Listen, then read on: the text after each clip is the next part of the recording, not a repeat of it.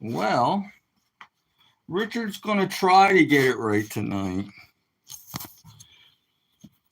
No promises because I suck at everything I do. But I'm going to try to get this right, you guys. I'm really going to try this time. Really going to try this time. I think I thought it all out, I think. And with any luck, I won't mess this one up. But I'll probably mess it up.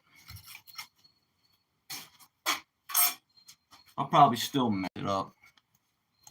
Because I'm a mess up.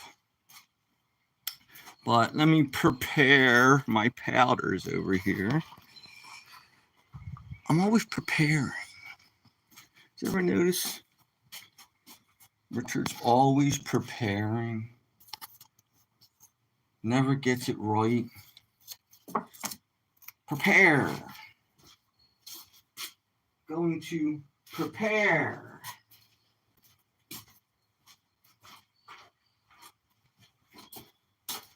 Going to prepare my powders.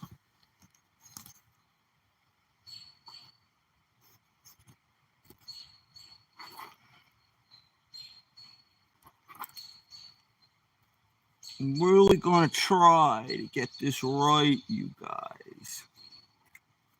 No guarantees. Because I can't guarantee it. I wish I could, but I can't.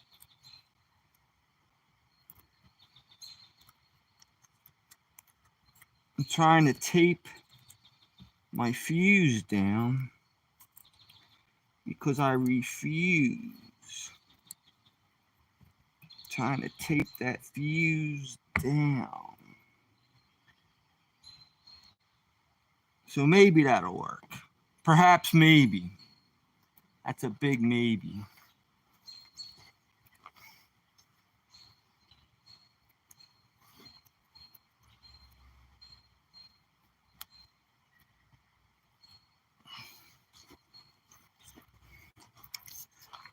A big maybe.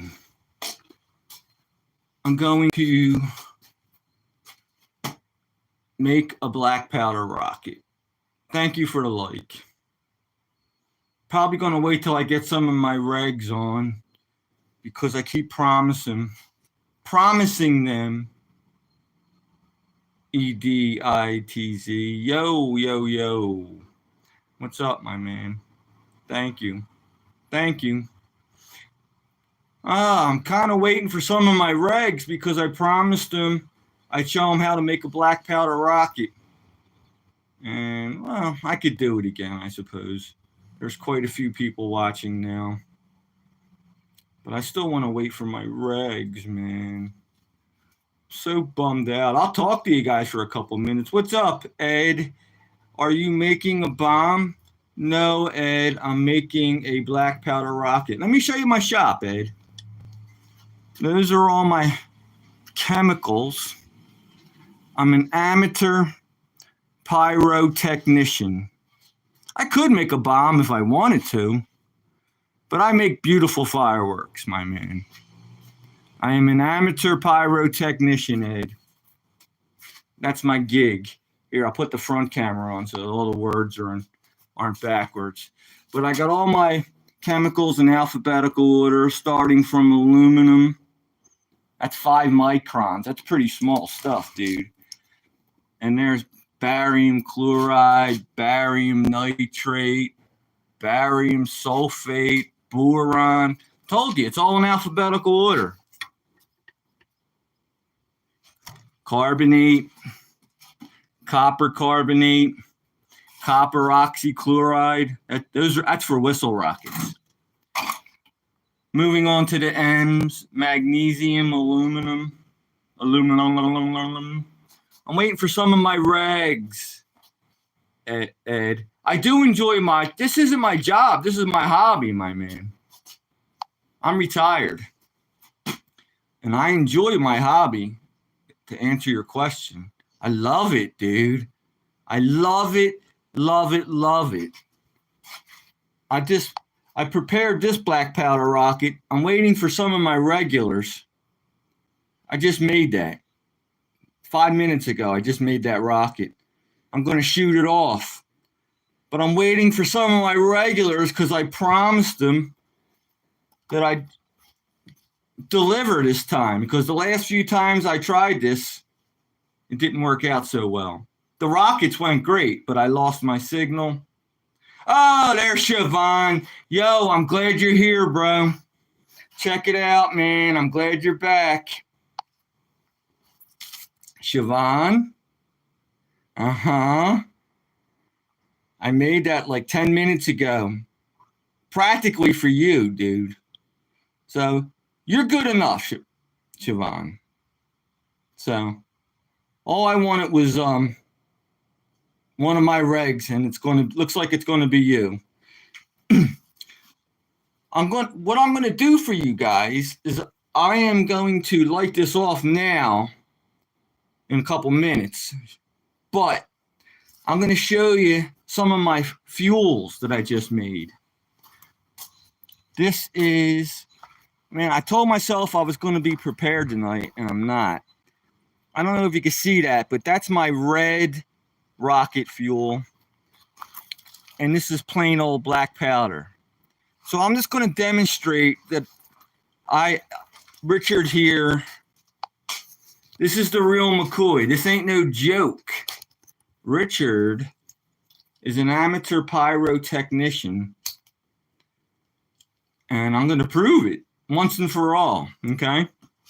So let's light the black powder off first. Because when I lit the red rocket fuel, I was blinded for like 5 minutes. My eyes got all out of whack. So let's do the black powder first.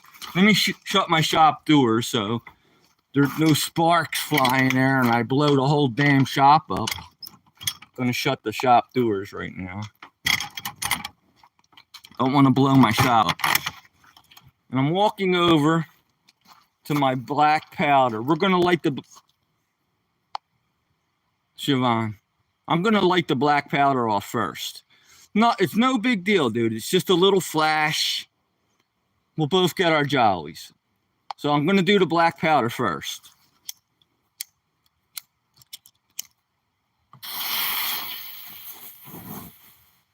All right? That was homemade black powder, Siobhan. Pretty good, aren't I? When I used to make black powder when I was a little kid, it would just bubble, it would barely burn. But I'm getting good at this. You know, I told you with the ball mills, that's how I grind the powder up when I mix my chemicals together. I grind it up in the ball mills, and that's... All right, let's do the red rocket fuel now. And this is going to blind me, dude. The last time, I might have to look away because I want to be able to work and show you guys... All right, this is the red rocket fuel. Didn't light, the fuse flew out. I'm going to refuse it. The red rocket fuel is a lot more difficult to light, my man. You know why? Because it has metal in it. It has magnesium in it. And when you're trying to light metals, they need a higher temperature. But I'm not giving up, Siobhan. I'm going to cut more fuse. And we're going to try this again. I'm not giving up. I'm only warming up. I'm not giving up. I'm only warming up. I'm not giving up. So we're going to try this again. Is that pointed in the right direction? Let me see. Oh, yeah, it's pointed in the right direction. Okay. So I'm going to tape my fuse down onto this red rocket fuel. And we're going to try this again. Uh-oh, I lost my lighter, Siobhan. I'm already fouling up, bro. There it goes. There's my lighter. So we're going to try this again. Remember I told you metal's harder to light? I hope it works this time. Look how, if this lights, look how bright it's going to be. Can you believe this? I'm failing. I'm a failure, Siobhan. I ain't lighting that with my hand. That's them metals. When they light, they burn hot. I'm going to try one more time, and if it doesn't work, I'm going to move on to the rockets, okay? Try this one more time. I know what I got to do. I'll put a little black powder on there, and that gives it a little more oomph. That's what I'll do. A little bit of black powder gives it a little more encouragement, we'll call it. So I'll sprinkle a little black powder on there. There we go. Now, that'll light this time. Because the black powder is like a primer. You know what a primer is, man? Just like a car, a primer, it helps it light. Primer helps car engines get started. I got to grab some tape.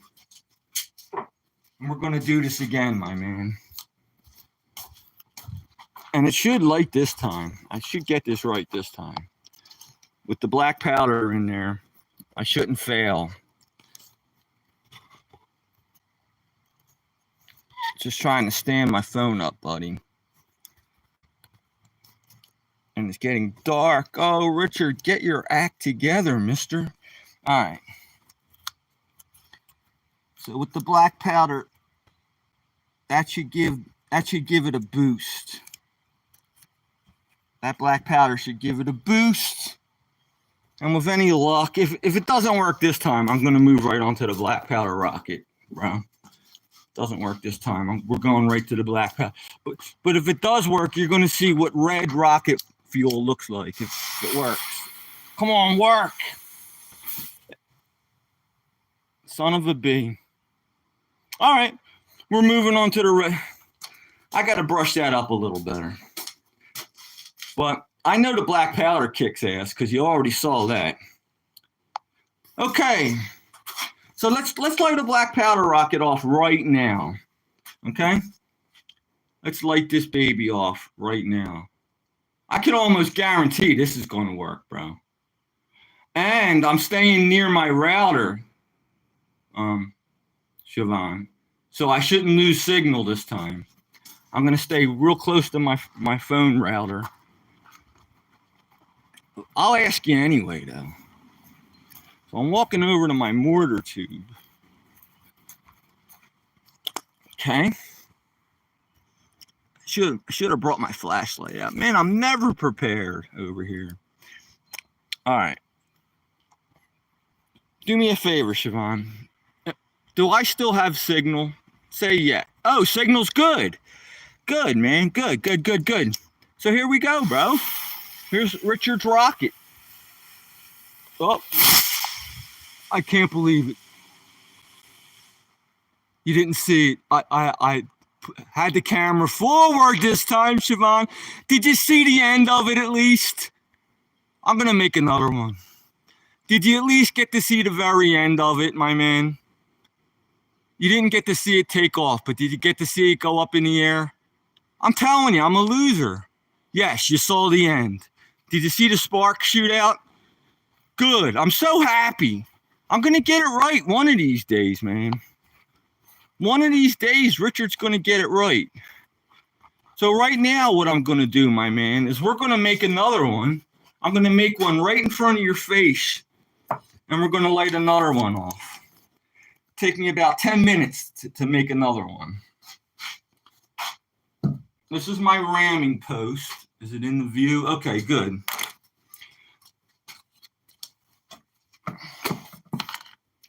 Listen, bro. I'm going to get my headlamp, okay? And I will talk to you the whole time. And hopefully, I'm going to know. I'm going to get this time, man. We're going to do this. I'm hell-bent on getting this right this time. I'm getting my headlamp. And I'm not going to walk away from my router. Tell me this door's locked. I can't believe it. The wife locked me out. All right. I got keys. There we go.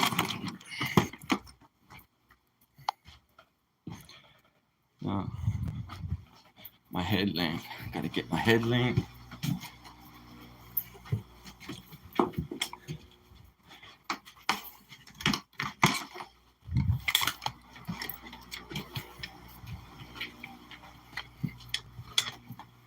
So, I must torture you guys, man. You guys are so patient with good old Richard. So I'm gonna go back out to the shop. We're gonna make a rocket together. And I'm gonna light it off, and I'm gonna get the whole thing this time and not just the very end of it. I'm glad you got to see at least the end of it. At least you got to see that. I'm happy. So happy. Okay, well, let me get set up here a little bit. Put the camera this way. Okay.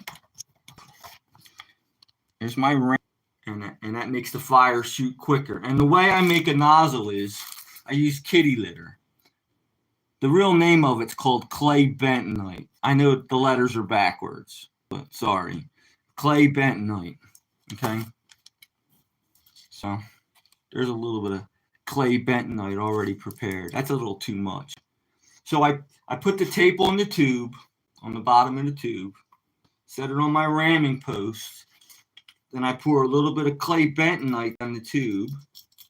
Kitty litter, same thing. And then I'll ram the kitty litter and create my nozzle. So that's the first thing I'm going to do. I put my drift in, and I'll ram the nozzle. I actually want to get a little more kitty litter in there. A little more kitty litter for Richard. This tube's tight. Tight's good. That tells me that the rocket will work. A little more kitty litter. I want a thicker nozzle. Okay. There we go. Now I'm going to ram the kitty litter. And we're going to make a nozzle.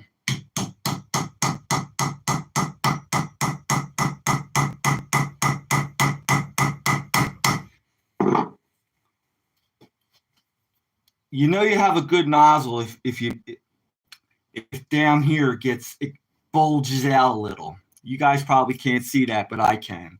That bulged out a little. So that's going to be my clay nozzle, but I'm going to drill a hole in that later. But this is going to be my clay nozzle. So I take the drift out, the rammer. Some people call it rammer. The real name's a drift.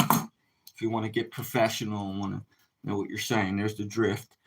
Now I'm going to start adding fuel to the rocket motor. This is black powder here. The black powder I make in my ball mills. And I got to do it in increments. I can't do it all at once. That's how rockets are made. You make black powder rockets. You add the fuel in increments. You cannot do it all at once. It won't work. So I'm going to add the first increment. Okay. I tap the fuel down.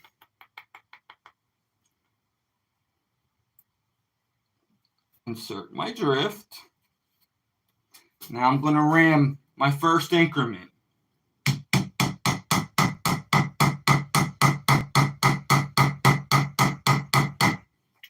Some people count the hits.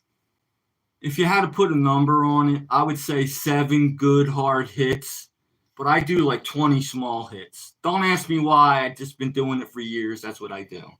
So that was the first increment. Now I'm going to keep adding increments. Here's the next increment. Until I got the rocket motor almost filled all the way up.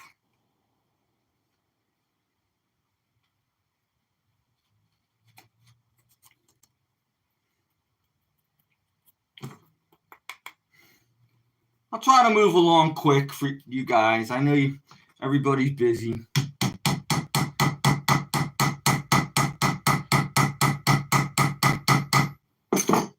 Okay. Next increment. Yeah, a good rule of thumb is around 10. If you could do it like in 7 to 10 increments, that's a good rule of thumb. All right, next increment.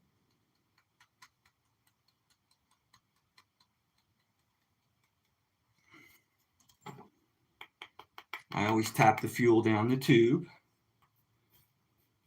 Insert drift. Ram.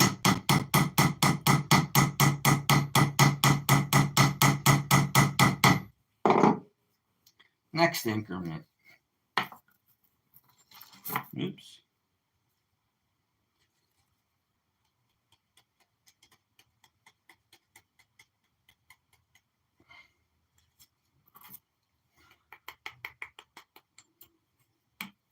And I'll keep doing this until the fuel gets up close to the top of the motor, the rocket motor.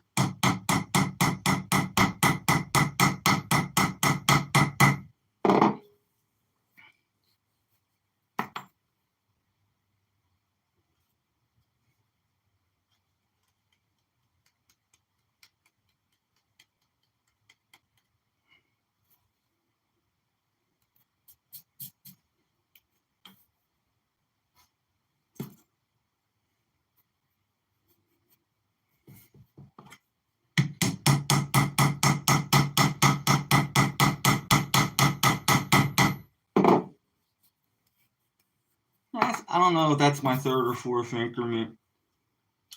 But again, the idea is to get around 10, divide it up until around 10. And then that's more apt to work if you divide your increments into like 10 separate ones.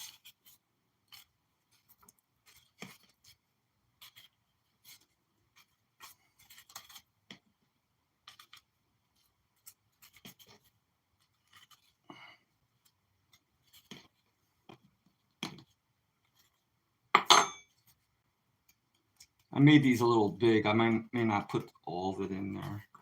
I don't want the increments too big.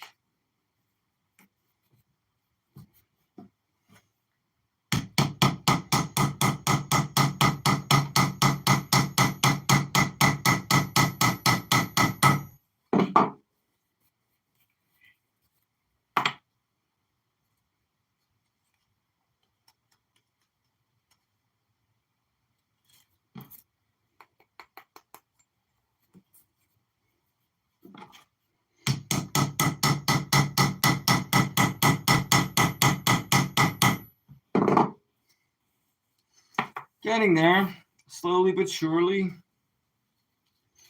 Don't Call Me Shirley. You ever see that movie Airplane?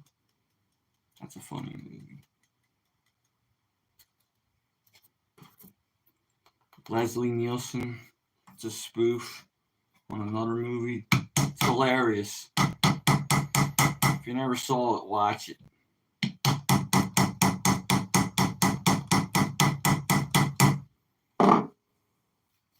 We're getting there. I'm getting closer to my home. Do, do, do. I'm getting closer to.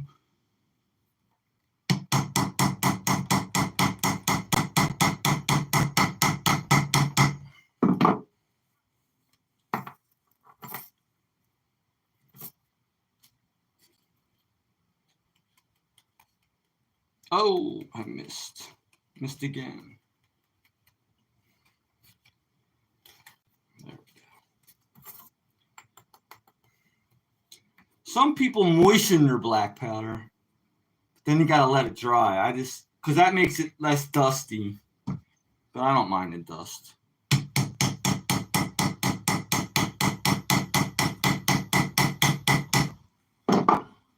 Alright, we're getting there. Slowly but surely.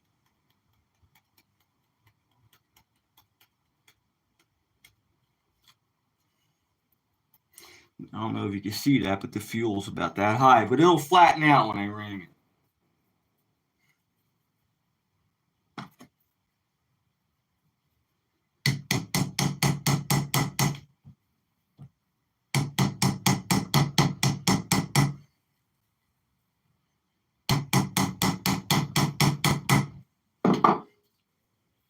almost to the top.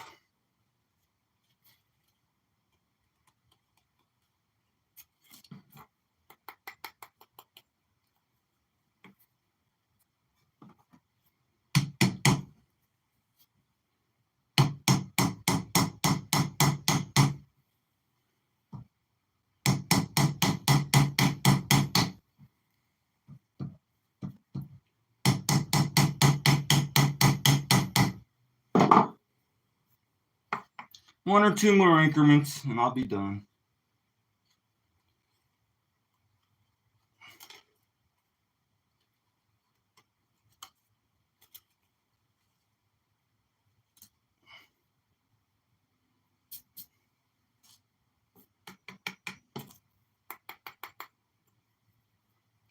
This will probably be the last increment.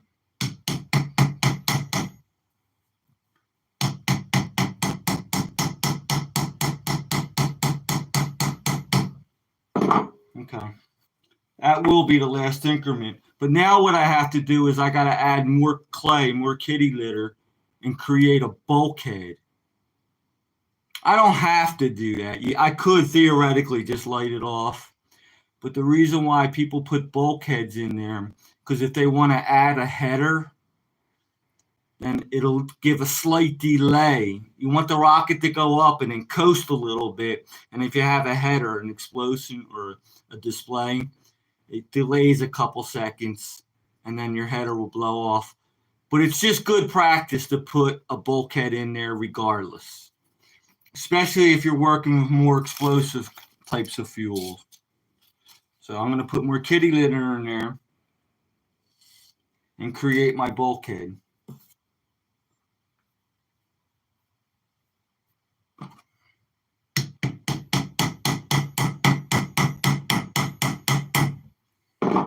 Okay, so I have a bulkhead on that end. If I wanted to, I would drill a little pass fire hole in there and add a header to it, either an explosion or a display, a bright flash or a color. But I'm not putting any header on this. I'll do that for another video. So the next step is I got to drill a hole where this nozzle is going to be. So I have a drill around here somewhere. I said I'd be prepared, and I'm not. There it is. Usually when I straighten up a little, everything comes back into view. There's my drill. So I'm going to hand twist. I'm going to hand twist the nozzle into this clay.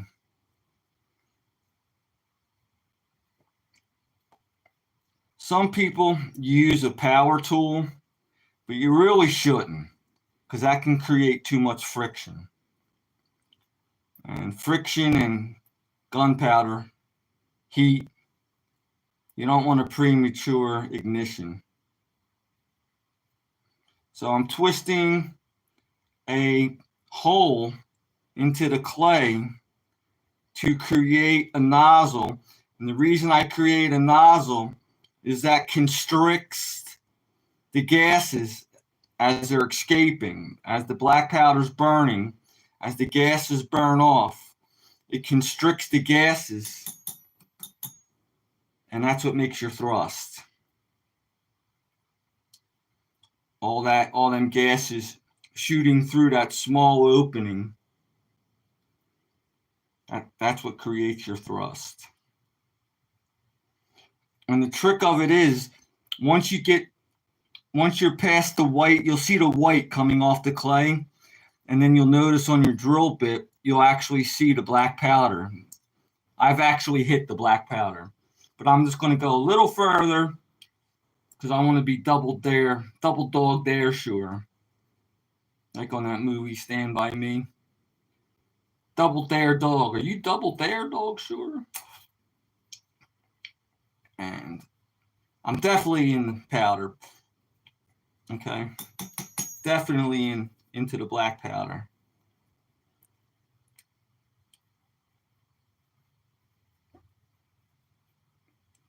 I'm just going a little more because I want to create a large enough hole right here so the fuse will fit. So I'm going to get a larger drill bit And I'm going to widen this hole up a little bit so the fuse fits.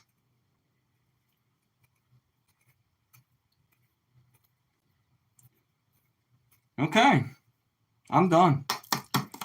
So this motor's pretty much done. I just got to put a stick on it, put a fuse in there, and light her off.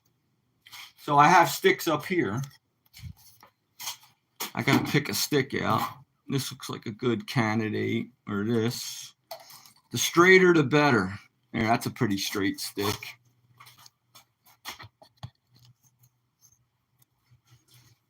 So I'm going to tape a stick to this, like so. I'm going to tape this stick onto this motor. And then I'm going to put a fuse in it, and we're going to light her off. And maybe I'll get it right this time.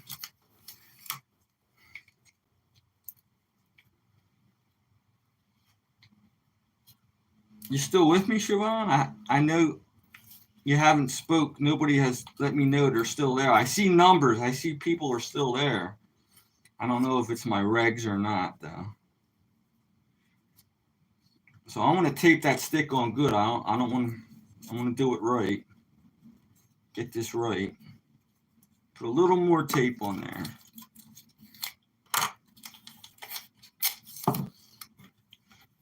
Tiny bit more tape.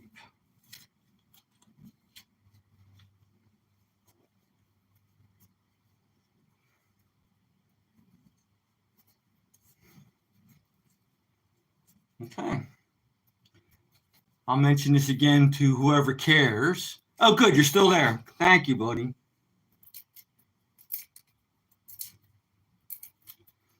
I'm going to mention this again. If I wanted to put a header on this rocket, I would drill a hole into that bulkhead and I would create a pass fire hole.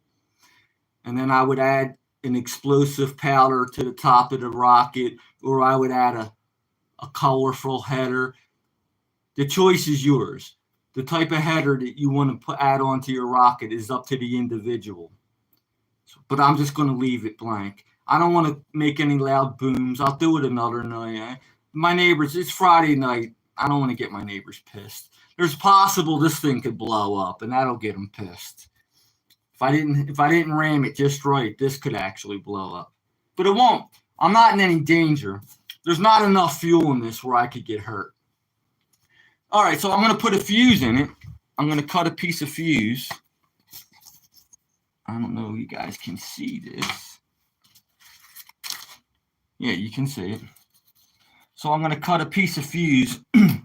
This is worth mentioning. Should never cut fuse with scissors, because scissors can cause a spark, and that could cause a problem. Always cut fuse with a razor blade. And always cut it on an angle. The more surface area you create, the better chance you got for getting a light. Okay. So there's my fuse. I cut it on an angle. Can you guys, there you go. Can you see that? Cut it on an angle. Going to insert it into the motor. Okay. So off we go. This time I'm going to try to get it right, Siobhan. I'm going to put the camera forward now. So the camera's forward. I'm going to turn on my headlamp. I'm going to get my lighter. And hopefully we're going to get it right this time, my man. Hopefully. I'm going to take my phone off its holder so I could really trace the rocket as it goes up.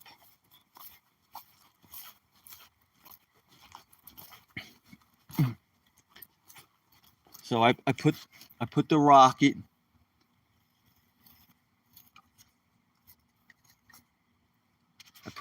into a tube. That's why they call them bottle rockets. Am I still live, my man? Siobhan, am I still broadcasting? Am I still connected? I hope so. I know there's a little bit of lag time here. Give me a yes and tell me yes. Okay, good. Here we go, man. Siobhan, I don't know what I would do without you, man. Honest to goodness, you are my friend. So here we go. I hope it works. Here we go.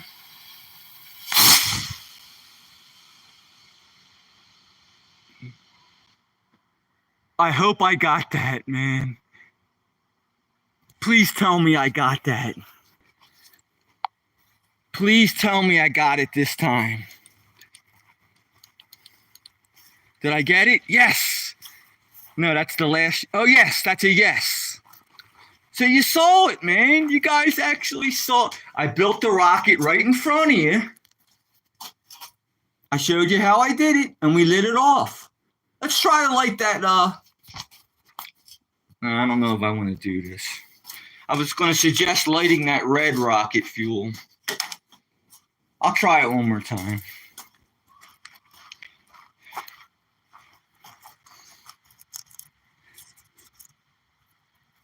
There's that red fuel. I'm going to try this one more time. If it doesn't work, I'm going to give up.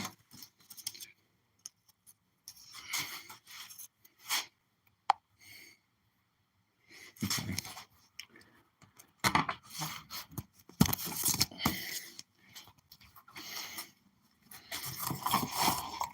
I hope the red rocket fuel burns this time.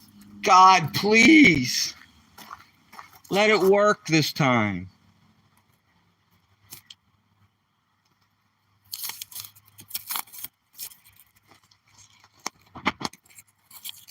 Sorry if you're not seeing anything. I can only. Okay, so I taped the fuse into the red rocket fuel. I'm gonna add a little bit of black powder. That should boost. That should make it hotter. If I add a little bit of black powder, that should make that hotter, and it should work. I don't know. It is rainy tonight. That's probably why it's not working, because it was rainy. Everything's all moist around here. There's my lighter. If it doesn't work, I don't know what to tell you. I'm sorry. Richard tried. Please work. Please, please. Oh, it didn't work. Didn't work.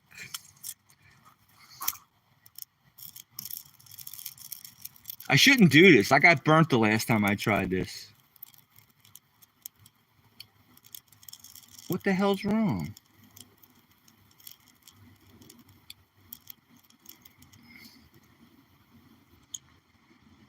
I could feel how, I know what it is. The rocket fuel got moist just by sitting out like this. It's not going to light. It's not going to light. I'm going to teach you a word. And the word is called hygroscopic. It's a pyrotechnician's worst enemy. When chemicals are hygroscopic, it means they suck the water out of the air and it ruins them. And strontium nitrate is the main ingredient in that red rocket fuel. Strontium, see it says oxidizer. Strontium nitrate is the main oxidizer in that fuel, and strontium nitrate is super, super hygroscopic. This sucks the water right out of the air. When I first made that and it was sitting in the sun, it lit great. So you learned a new word, hygro, not hydro, not DR, GR, hygroscopic. Whenever something is hygroscopic, it sucks the water right out of the air. And it's a pyrotechnician's worst enemy.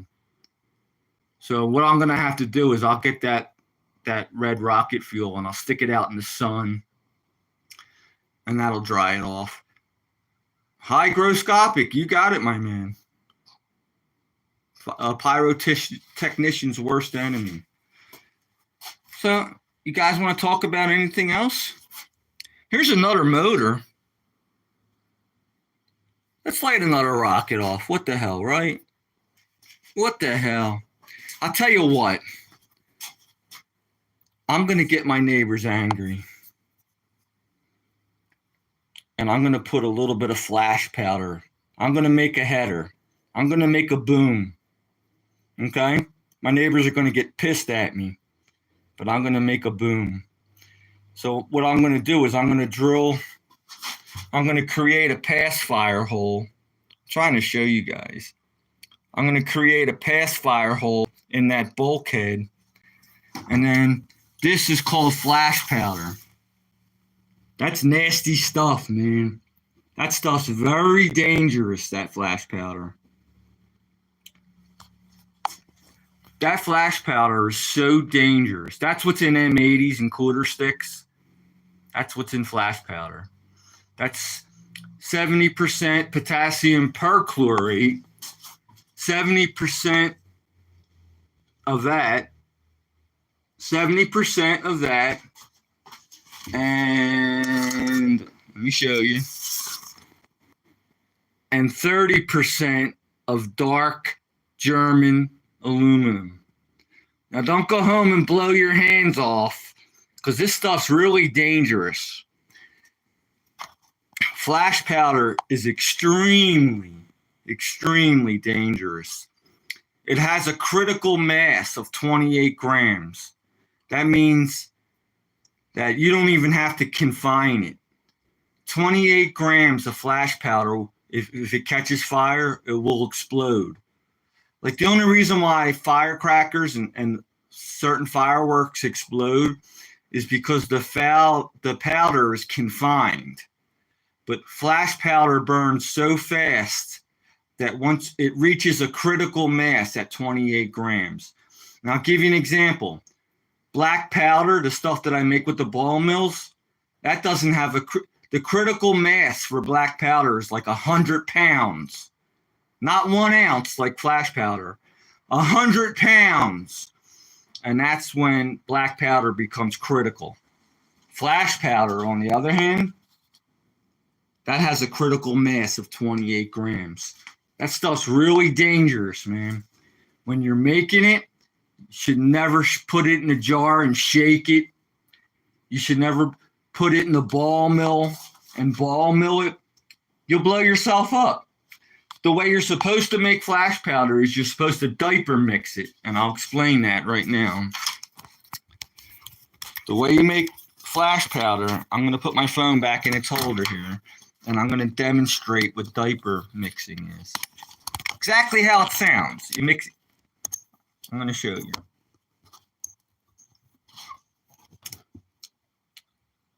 When I mix flash powder, I'll put my composition on a piece of paper, and I'll go like this. It's called diaper mixing. I'll rock it back and forth like this. You get the idea. This is flash powder right here. I'm actually diaper mixing it right now. That's the way you're supposed to mix black powder. You never, flash powder, you never stick it in the ball mill. Never, ever, ever. You never grind it in the mortar or pestle. Ever, ever. You don't even stick it in the jar. You could be screwing the lid on the jar, and that causes enough friction for the flash powder to go off. Flash powder is so dangerous that in the wintertime, like the static electricity, when you touch like something and you get that little spark, that can ignite flash powder. This stuff's dangerous. I'm trying to, because I know you guys are young, and if you go and try to make this stuff, it's dangerous. So I'm just giving you a heads up. All right, so I'm going to find I lost it. I'm going to find my motor. Where the heck is it? Ah, poor Richard. It's lost in the sauce. I just got to clean up, and then that motor will turn up. Clean up a little. Look how I have all my goodies. I have everything so organized. Got a magnetic thing. Hold my tool. Put my clay bentonite back. Put my tape up here, my razor blades here, my lighter and my headlamp. I'll put my aluminum over here. I'll put my ramming post back over here. I'll put my flash powder over here. I'll put my hat on, looking for that motor, right? Not there. These are all empty tubes. So I put my motor down and I lost it. Richard is gone. Richard is lost in the sauce. Any of you guys see where I put that? I leave it out here. Let me put my headlamp back on. I might have left it outside. Poor Richard. That's what happens when you get old. You go crazy. Now I just put my light on somehow and don't even know how I put my light on. Oh my goodness gracious.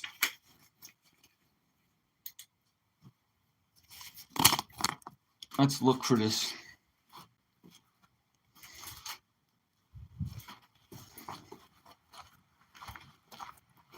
I didn't leave it out here.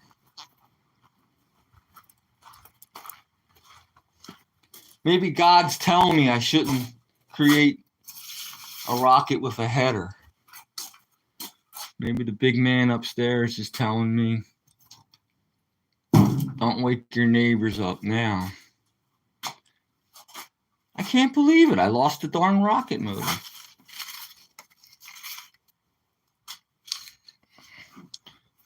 Put my hammer back. Look over here. Look over here. I'll put my drill back. That's what holds my phone. I'll put my lighter in my pocket. I'll put my drill back bit. Usually when I clean up, I always find stuff. I'll put my drift back over here. Put my other drift back. Poor Richard's lost in the sauce. I got a feeling whoops. Oh boy, now I'm really messing up. I'm sorry, man. I lost the damn rocket motor.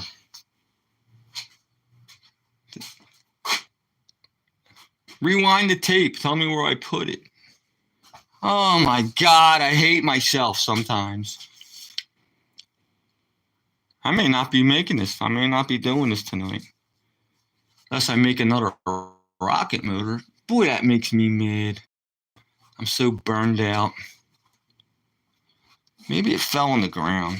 Let me get down on the ground and look. Take my glasses off. There's my rocket fins. I'll be looking for them later. When I want to put fin. Oh, I found it! No, I didn't! Darn it!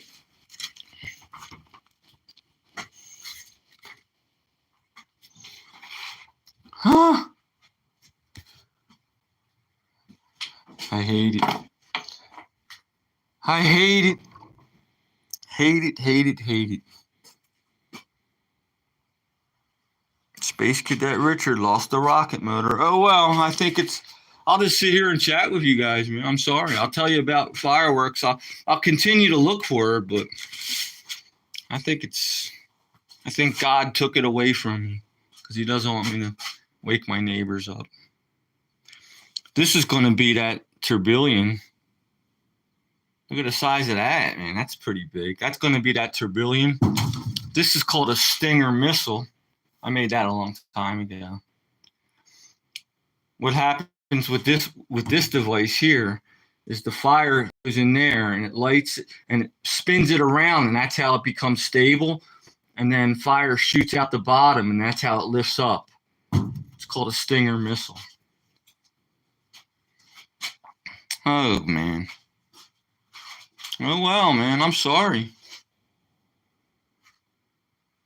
Oh, well. Oh, well, I'm sorry. Richard's sorry. Maybe I could make something else in the meantime. I could put... Let me show you. I could put a little black powder in this tube, and I could put a star and shoot a star in the air, a single point of light. I could do that maybe. Let's do that. Let me grab some of my stars. You guys ain't got nothing better to do, right? And I'll look for the rocket motor in the meantime. But let me grab some stars. Grab a couple stars.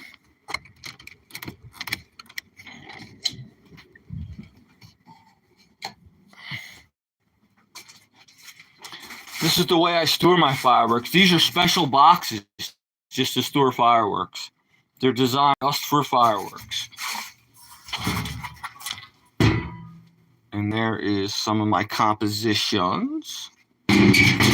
Figures, I can't find my stars now neither. I think I might have stuck them in the dryer. There they go. There's my stars. Blue stars. Can you see that? Blue stars.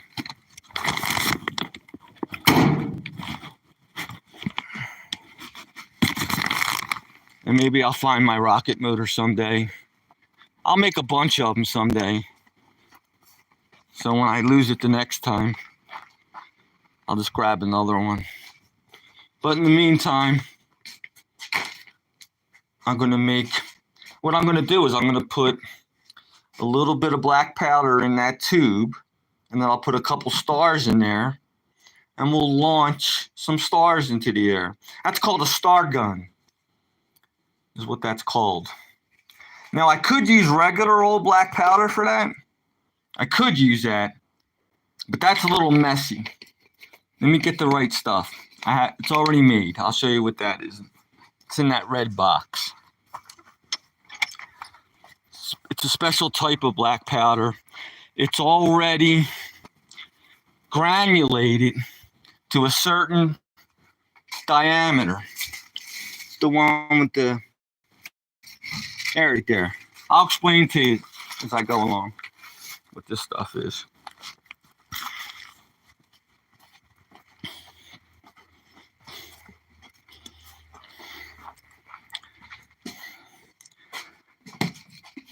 See that number 4?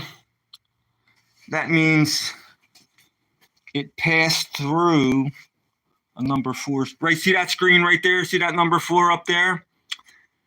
Well, I use that number 4 screen to make number 4 black powder. It's made out of this stuff, but it's compressed into chunks. I'm just confusing you guys. Just trust me. Trust me when I tell you. It's specially prepared. Whoops, I spilled it on the floor. I'm such a mess up. All right. So what I'm going to do now is I'm going to stick a fuse in there. I'm going to stick a fuse in that hole. Okay? Let me cut the fuse. What a bummer I didn't get to show you my flash powder. That's all right. All right, I'm going to stick the fuse in this hole. You guys watching this? Okay. And then I'm going to add a little bit of this. Can you see that? Right there. That's about a teaspoon. I'm going to add a teaspoon into that. Set my phone up so you guys can watch. So you can watch Pyrotechnician Rich play with his fireworks. God's going to send me to hell for teaching you guys this because I know you're young. All right. So Richard's going to put some black powder into this tube.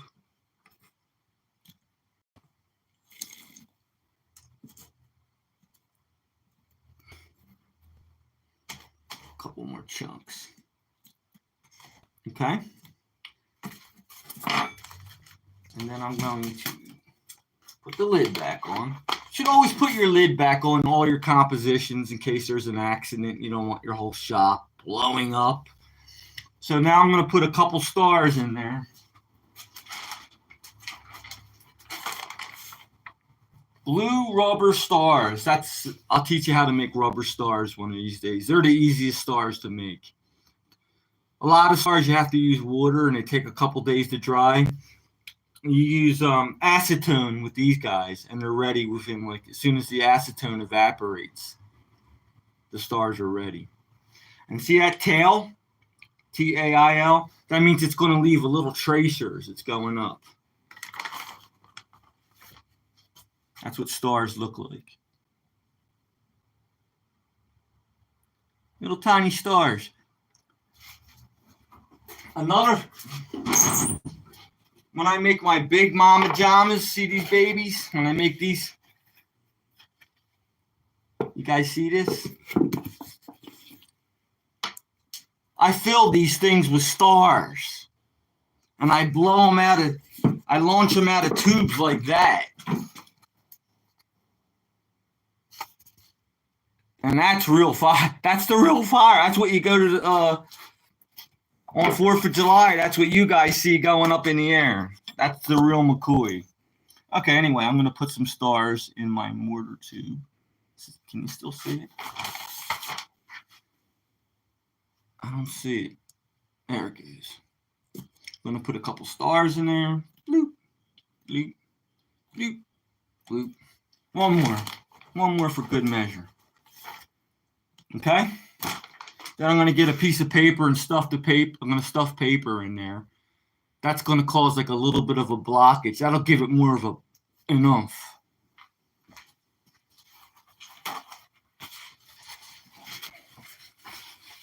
So I get a little bit of paper, roll it up.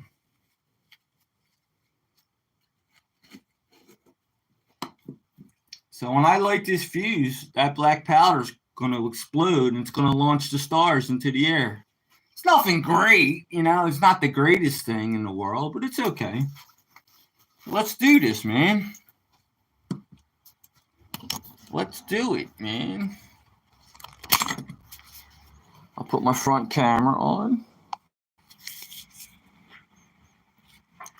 Walk out. Let me close up my shop. I don't want nothing flying in my shop and blowing up my entire shop. This'll, huh? You guys will see this, huh? This will be cool. Siobhan, am I still broadcasting? Am I still out there, my man? Give me a Y or a yes if you guys are still with me. Am I still broadcasting? Anybody? Any one of yous? Okay, here we go. So this happens fast. I'm gonna try to get back as far as I can. I may not be able to point the phone up as quick as I need to, because it shoots these like almost as fast as a bullet. It really shoots them fast. But here we go. All right, I hope I get this, you all. See the stars? You guys see that? See that, man? Please tell me you guys saw that. Oh, I just tread on my flashlight. And the batteries are all over the ground. I'll have to clean that up. Richard's a mess tonight. Richard is a mess. Oh, good. At least the batteries aren't on the ground. I'll be able to put that back together. I dropped my headlamp and it fell apart. You saw that, right, Siobhan? It says, wow, very cool. So you guys saw the blue stars. You actually seen how I shot it out of that little star gun. The stars went up in the air and you got to see it. I'm happy again. Richard is happy again. While we're on the subject here, that's what these mortars are. That little tiny star gun I just showed you, here's another one. that little tiny star gun. Well, this is the same thing, but on a larger scale. And you're not shooting single stars. You're putting these huge hemis in there, these hemispheres. Inside these hemispheres is where all your goodies go. You line, what I do is I line the inside. I line the inside of these hemispheres with like 100 stars. If you were to be looking inside this hemisphere when I had all the stars, you would see all the stars on the outer edge of the inside. I don't know if that made any sense to you. And then after you add your stars, then you add a decent amount of this stuff. And then you basically fuse it.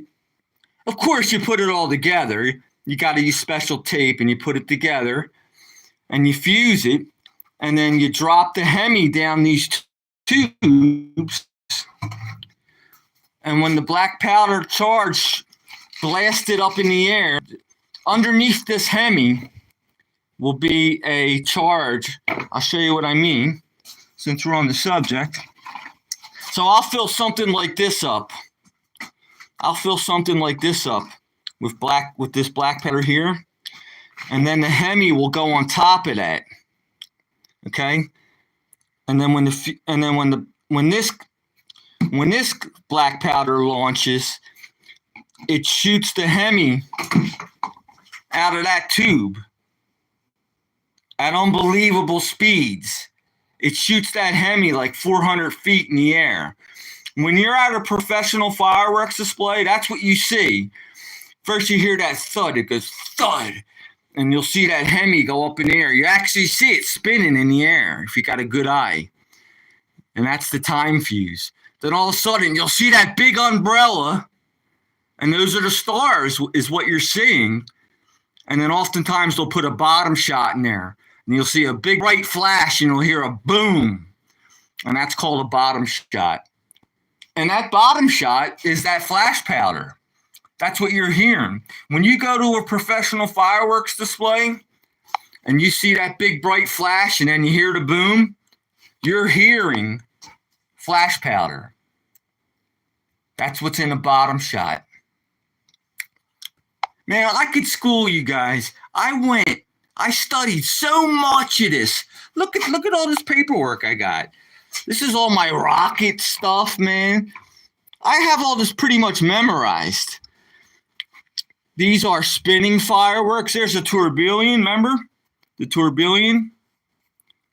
I'm reading up on that, Siobhan. And this is going to be my tourbillon right here. That's going to be my tourbillon. And this here is, I don't know, but there's a lot of literature here on how to do everything. Right there, that's a pinwheel. Oh, a Girandola. Oh, they're cool. Remember that Stinger missile I was telling you about? That's it right there. Stinger missile. Dude, I'm into this, man. I really get my jollies out of this. I so love fireworks. Can you believe that, man? I am so into this. Look at all these damn chemicals I got.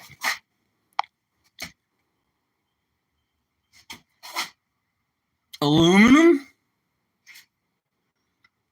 barium sulfate, boron powder, bismuth, calcium carbonate, copper carbonate, copper oxychloride,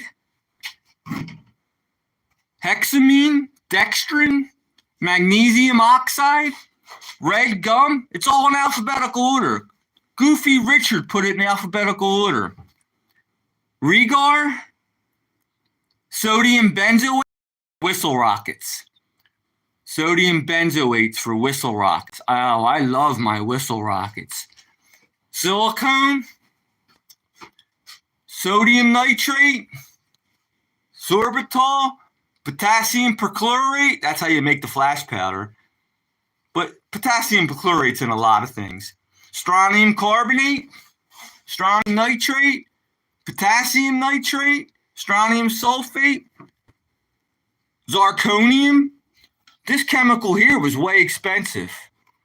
That leaves beautiful tails in my rockets. Down here are more chemicals. These are my glue guns. Here's some fuse, right? These are my screens. That's how you sift. That's how you mix the chemicals when you're not using a ball mill. You use these screens. Here's some of my rocket tooling. Show you my rocket tools.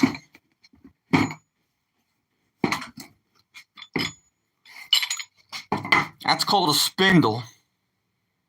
What you do is you put your tube down on that. And the same way I pounded the black powder rockets, look at the size of these babies. Not that little tiny, not this. Not this. Something more like this. Now that's a rocket. Obviously, I cut this tube into several sections. Okay? I'm into it, man. Another spindle. These are all drifts. There's more drifts there. That thing there is how I make my own charcoal. These are mixing tubs to mix chemicals, how I make my stars and certain things. This is a tool I made right here. This is how I cut my stars. When I make my stars, I form like a dough ball. It looks like a dough ball, like a pizza, but it's like dark in color. And then I roll these things across it, and it cuts the stars into individual pieces. Richard's nuts. He's out of his mind making these fireworks, man. Poor Richard. He lost his, I'll find that rocket engine one of these days. I'm going to make a bunch of them. So the next time we get together. See my press? Hold on. That press is important. That's how I press the composition into the tubes. You see this plexiglass? That protects me in case if I'm pressing a rocket, if there's an accident and there's an explosion, I'll be protected. And that tells me how much pressure is being put into the tubes. There's all my saws, every shape and color. There's a map of Pennsylvania. My wife wanted it out of the living room. Here's where I live. I live right around here. No, I'm lying. I live right around here. That's a map of Pennsylvania. One of them maps with all the bumps on it. That's where Richard lives. Goofbag Richard. You need glue for fireworking. There's my glue. You need craft paper. There's my craft paper. I got 3 rolls, 3 different size, different grades of rolls. Craft paper you need. If you have chemicals that aren't that explosive, you can grind them up in blenders. Those are my blenders. If you want to, I would never make powder in a blender. That'll definitely blow up. That's when you make stars, or you just want to make your chemicals to a finer dust, like talcum powder. Those are my ball mills. This is a star roller. You can cut stars or you can roll them. Either way, the stars I just showed you were rolled. I put little BBs in there and I slowly add powder to it as it's spinning. And the powder sticks to the BBs. And that's how you make your stars. Here's a good thing you guys should know for safety. Always have a bucket of water. I never had an accident in my shop. But one time I set off a rocket around here, and when it came back down, it was still on fire, and it started a little bushfire. And good old Richard had to run like 50 yards with a 5-gallon bucket and put that fire out. Thank God the neighbors didn't see that. I almost burnt the neighbor's house down. So you got to be careful. So Richard's running with a 5-gallon bucket. I put the damn tree out. Yeah. I got a couple things of water. One there. That's pure. I give that to my dog if he's for thirsty. And this is when I want to rinse my hands off, get the crap off my hands. And there's my drill press. Okay. And there's my scale. That's how I weigh my chemicals. Jonathan Carpenter knows what a scale is. Jonathan Carpenter might weigh other things. But I weigh firework chemicals on my scale. And there's some of my gloves.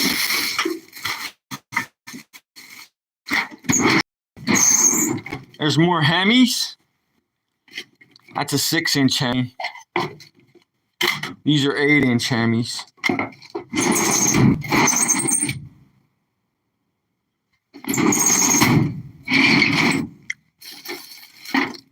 These are called spoilette tubes. I don't want to drive you crazy. Spoilettes is a type of fuse.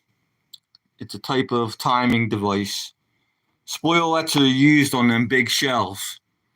When you see a shell get launched in the air, if you've ever been to a professional fireworks display, you can see it spinning. It's like sparking up in the air a little. You'll see something spinning as it's like 100 feet in the air. What you're seeing there is the spoilette. It's a timing device that lets the shell go off at a certain time. Not you. I know not you, Jonathan Carpenter. You don't go near that stuff, man. I know you don't. I was only kidding. Yeah, this is my shop in a nutshell, man. I'm going to go on for hours and hours in the future. And I'm gonna make every device out there. Matter of fact, I'll let you guys think of the next device that I should make. Should I make a whistle rocket? Should I make a black powder rocket? Should I make a shell? Should I launch stuff out of the star guns? These Stinger missiles are cool. These Stinger missiles. See that fuse sticking out the side? That ignites the black powder. The Stinger missile spins around, and that's how it stabilizes. But then when it hits that part of the rocket, the thrust shoots out of them. So this simultaneously spins, and it goes up.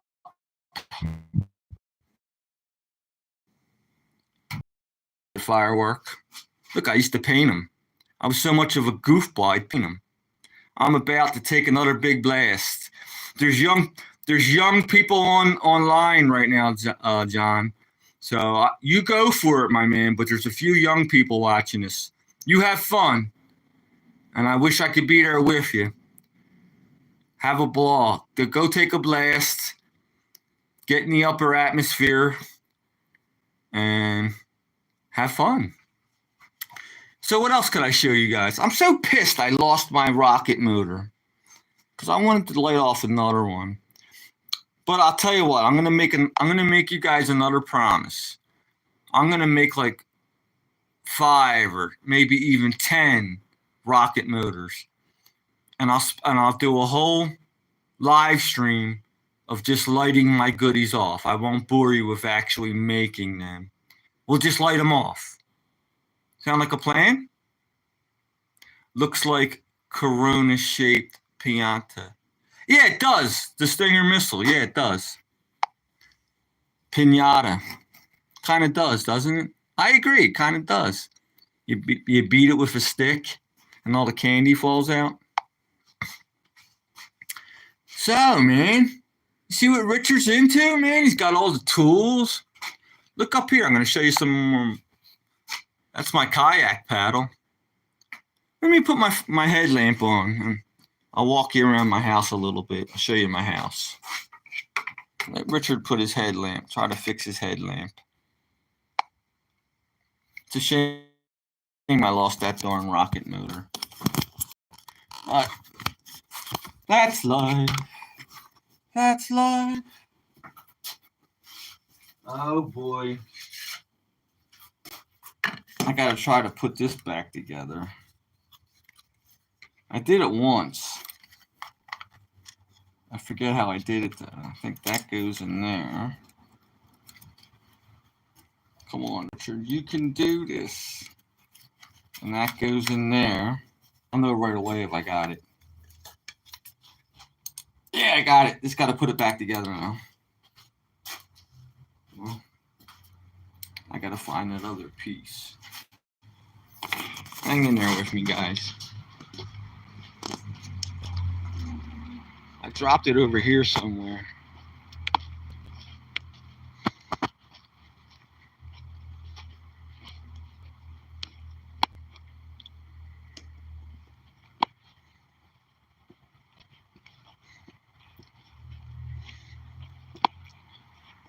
Ah, Richard's a mess.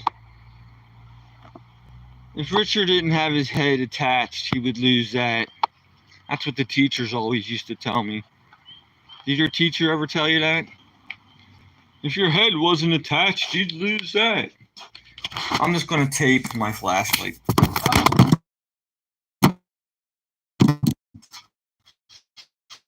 I dropped my flashlight together, and I'm going to walk around my house and show you guys what's going. A 49-second short.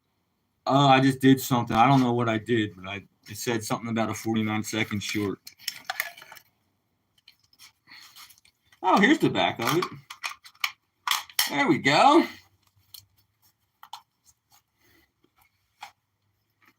All right. Gonna walk you around. Show you my crib. Richard's crib. I'll clean up my shop later. I'm gonna have this thing all spick and span. But for now, I'm gonna give you guys the grand tour. All right, turn out my lights.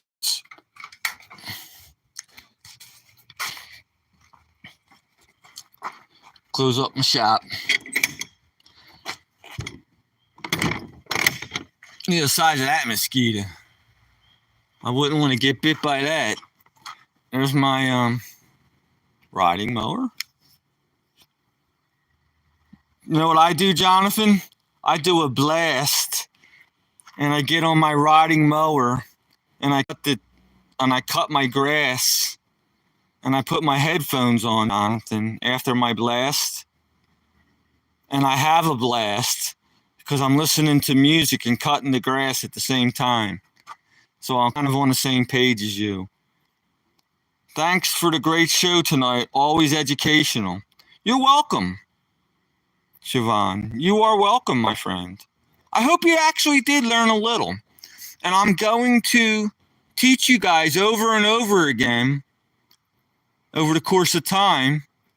And maybe I'll tell you where you could buy your chemicals and where to get all the supplies. And you guys can start building your own fireworks. And if you have any questions, I'd be glad to answer them. Because Richard is an expert. I want you to put something. Oh, yeah, please. I think I know what you want me to do, John. Please, we got young kids on now. You can tell me via the email. I appreciate all your comments. So let me show you what Richard's house looks like. There's my siding. I put that siding on myself. It's all dirty now. There's my dryer vent. These are my kayak paddles. I trash picked that girl's bike. I don't care. I'm a dude, but free is for me. Remember I told you how broke I am? Well, I'm not kidding. I'm broke. There's my kayak. I would love to teach you guys how to paddle. I'm always looking for somebody to paddle with. I try to teach my friends how to paddle all these years, and none of them stuck with it. So, okay. Yeah, free is for you too, right? There's my dog house. My dog will never fit in that thing. That's more for like a poodle. So now I put like now it's for like the delivery UPS and the FedEx guy. See how I put FedEx on there and UPS? There's a cement deer. My sister's friend wanted that deer. And I said, if you could pick it up, you could have it. He's like 6 foot tall and he got a 6 foot tall friend. They couldn't even get it an inch off the ground, let alone into a back of a pickup truck. That concrete deer weighs around 300 pounds, if not more. Okay? There's a brass deer. That's made out of brass. Pretty cool, right? Okay? I'm going to show you some more stuff over here. That's my cement bear. Needs a paint job. That'll give me something to do. Paint the bear. That bear weighs around 500 pounds. That's concrete also. There's my Japanese maple tree. There's my car. 2017 Ford Focus. Great cars. I'm going to grab my dog and we're going to walk around. Sound good, you guys? Let's grab the Rooney and we'll walk around. My son. There he goes. There's my son. Come on, you little bugger. Daddy's gonna walk you. As soon as I find his harness. Oh, he's wearing it. Good. Come on, son. Let's go. Yeah.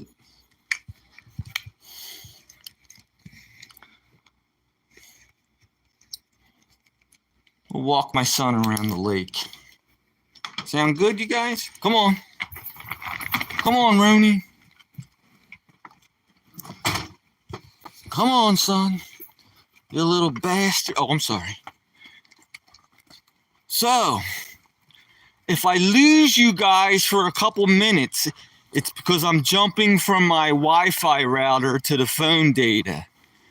But just hang in there a couple minutes and everything should come back on. I'm going to take you guys down the lake. Come on, son.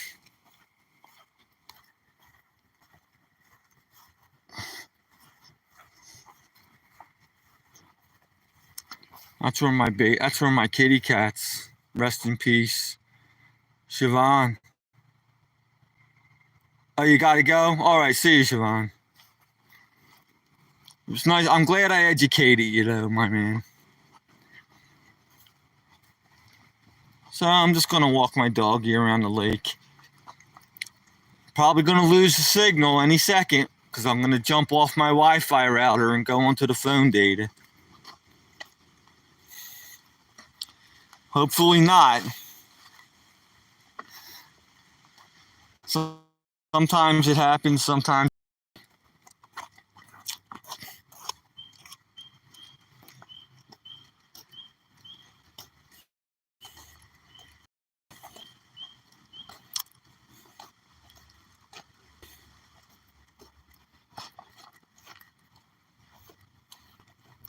So I'm glad you guys got to see a couple of my black powder rockets in action.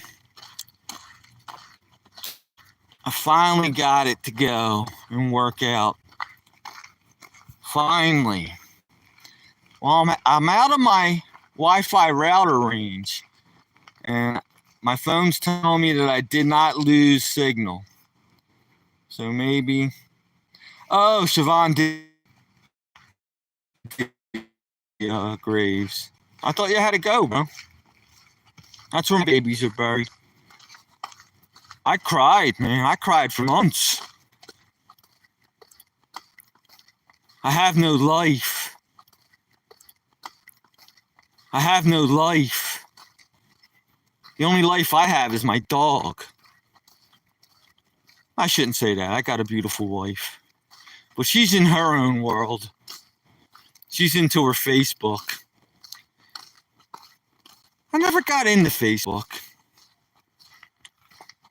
I guess it's okay, you know, if you want to talk to old friends and stuff. Facebook is cool. I don't have any friends. And except you guys. You guys are my friends.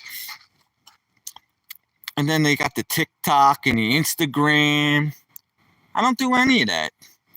I like the YouTube because you guys are all brand new in my world. I have no idea. I don't know what any of you guys look like other than the pictures that are, you know, I can guess what Siobhan looks like if that's him in his picture. But mostly everybody else has a picture of their dog or a picture of like a sandwich or a picture of like a bomb. So I think I know what Siobhan looks like. That's his picture, their picture. And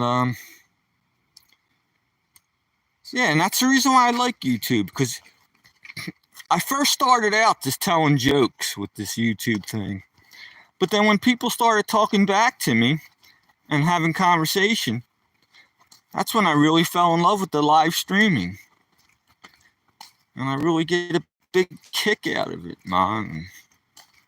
I get a big kick out of it. I even got this thing that hooks onto my phone.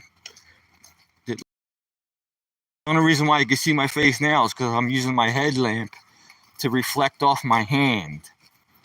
That's the only reason why you can see but I got this thing that hooks onto my phone that lights up my face, my unshaven face. Here comes a car, I gotta be careful. Over my shoulder boulder holder. Here it comes. All right, son, we gotta get off the road, mister.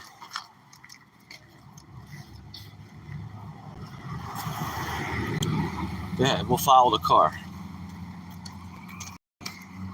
Off my router. I think I just switched off my router, which just happened. So, it happened. I predicted it and it happened. Just took a little longer. So now I'm on my mobile data. Speaking about mobile data, I used to only use like 5 gigs a month. Now I'm up to like 50. My phone bill went from $25 to $100 since I started live streaming. Who the hell uses 50 gigs of data? Richard does. I used to think that was impossible. But nothing's impossible. Nothing is impossible. Come on, son. Wonder what time it is. Probably around 10 o'clock if I had to guess. 10:16. Boy, I've been live streaming for an hour and 34 minutes. That was my longest live stream ever. The longest one. And three of somebody's still out there. So, yay!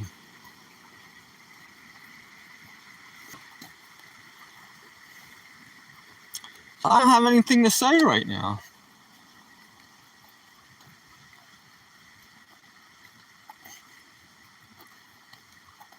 I'm at a loss. I can't wait to go kayaking. I can't wait to do that. Disconnected again. Just got disconnected again. Sorry. I had a dry suit, but somebody stole it off me. One of my exes. I seen her boyfriend go down the river. He was wearing it. And but I have a wetsuit, so I'll be getting out probably. If not this, probably next weekend or the weekend after. Those are going to be some fun live streams. I'm going to stick the phone in my top pocket of my life vest and take you guys down some Whitewater River, man. That'll be a fun live stream. And then I'm going to pull over in the rapids. I'm a good paddler. And I have the ability to pull over in the middle of rapids. I hang an eddy. That's Whitewater terminology. or I sort of just pull over on the side of the river in the middle of a rapid. That's called hanging an eddy. And I'm going to hang eddies, and I'm going to whip out my phone and show you what whitewater's all about. Come on, son, we're going to go this way. I'll pull over right in the middle of a rapid and show you guys what class 2, class 3 water looks like. And then halfway down the river, they got this thing called Lunch Rock. I'll pull over there, and Jonathan, that's where I'll do a blast. I'll do a blast after every rapid, to tell you the truth. Richard's gonna do a blast. And because that's when I really enjoy myself, is when I'm in the cockpit of my boat. Oh yeah, that's when I really have the most fun. And I'll stop at Lunch Rock, and I'll show you guys Lunch Rock, and I'll stop in rapids, and I'll show you the whole thing. I'll show you how I run the shuttle. What I do is I throw my kayak in my Ford Focus. I shove it right in the back of the hatchback, and then I shove my bicycle in there, that girl's bicycle that I trash picked. So I put the kayak, all my gear, and my bicycle in a Ford Focus, the paddle, life vest, all that crap in a tiny Ford Focus. And I drive down to where I launch at, and I drop my kayak off, and I drop all my paddle, all my gear off. And then me, my car, and the bicycle, we go down to where I take out at. And I park the car where I take out at. And then I grab my girl's bicycle that I trash picked, and I drive it up to the put in. There's a bike path that goes along the river. It's 9 miles long.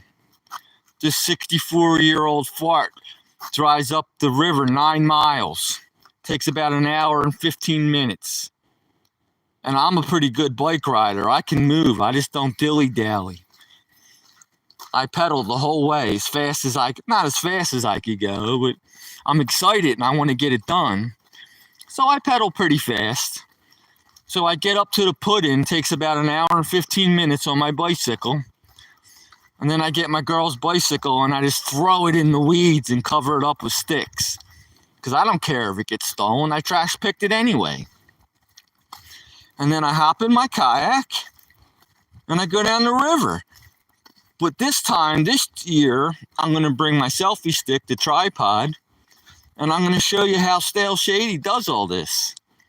I'm going to show you how I throw all the gear in my Ford Focus, how I run the shuttle on my girl's bike, like a wuss, and I'm going to show you how I jump in the river, and maybe I'll see some people that I know. Man, I got stories about that river too. I've been paddling that river over 40 years, and I have stories about that river alone. If you Google my name, Richard Agosino, if you Google my name and the Lehigh River, my name will come up. And what you'll read is how I try to warn these beginners not to go down this river because they're going to die. Come on, son. We're walking around, mister. We're taking the long way. He doesn't want to go. I'm going to take him back home. I'll tell you my river story anyway. So there was these beginner kayaking rafting people. They didn't know what they were doing. They were very clueless. And it was still early in the season. And the river was still really super, super cold. It was like late March. And the river was super cold. And I tried to warn them. They had a pool toy. It wasn't even a river, a raft. It was meant for a river. It was a pool toy. It was meant to sip your pina colada in a swimming pool. It wasn't meant to go down the Whitewater River. None of them had dry gear on. None of them had any cold water protection. I think there was still a little bit of snow on the ground. It went up to like 80 degrees that day. It was freakishly warm. And they thought they were going to go down the river and have a great time. And I tried to stop them. I said, man, you guys are going to drown within sight of the pudding. You're not even going to get 100 yards down the river, and you're going to die. And I was serious. I tried to tell these people, you're going to die. And they did. Like 3 of them died. When I got off the river that day, the police ran up to me. I thought I was in trouble. The police approached me and said, are you Richard Agozzino? I said, yes. We need you as a witness. Why? What do you need me for? Because you warned them people to not go down the river, and 3 of them drowned. And we need you to testify in court because we're going to get the leader of them, and we're going to get him for manslaughter. And I had no choice. I was subpoenaed to go to court and testify that I tried to warn these people. And thank God the judge cut him a break. The dude lost his family members. He lost like a little sister, his cousin, and somebody else. They drowned. That was punishment enough. But the district attorney wanted to give him like 5 years in jail. But the judge cut him a break. And he didn't do any jail time. He was punished enough. He lost his family. But this is a true story. I tried to warn these people to not go down the river. They didn't listen to me. And 3 of them died. And they wanted me to go down in my kayak and look for the bodies. I said, no. There's no way. I'm not going to look for a dead body. I'm not built like that. I love humans. I love people. If I see a dead body, I'm going to throw up. I tried to warn them not to go down. They didn't listen. 3 of them died bad enough. So they had to shut the dam down. I know, this is a true story, John. I'm not making this up, dude. So they had to cut the dam down, back the water flow, and like the police scuba divers went and recovered the bodies. Okay? True story. I'm not making this up. Here, I want to show you a deer. Check this out.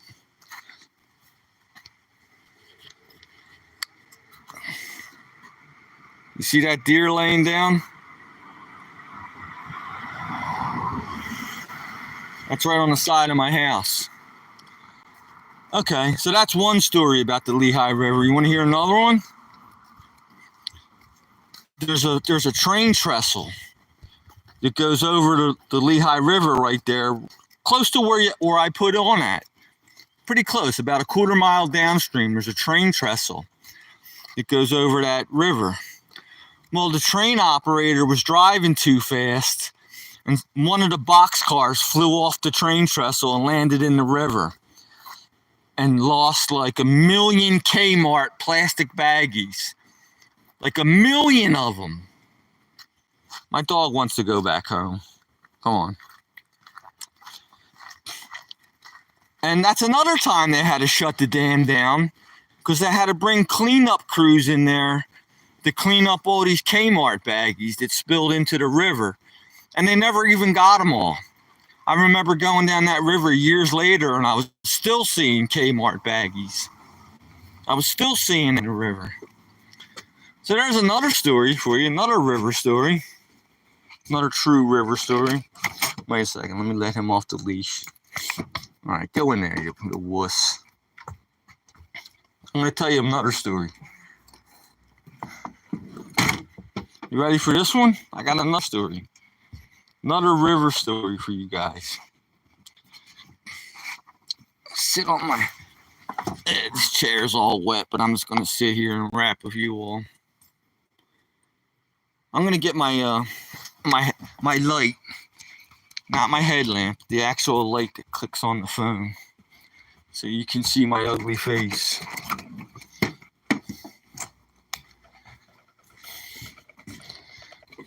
This thing right here. You see that? Clicks on my phone, and I turn it on.